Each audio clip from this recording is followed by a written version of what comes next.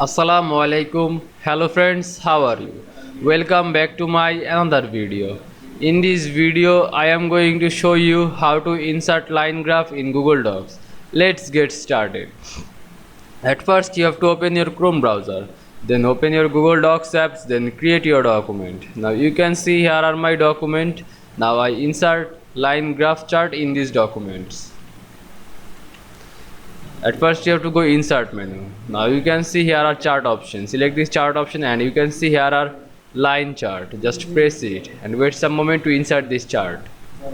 Now you can see I insert line chart. Now you can't move this line chart. If you want to move this line chart, then select this chart. Then go to image option and click text wrapping option and click in front of text. Then close this window.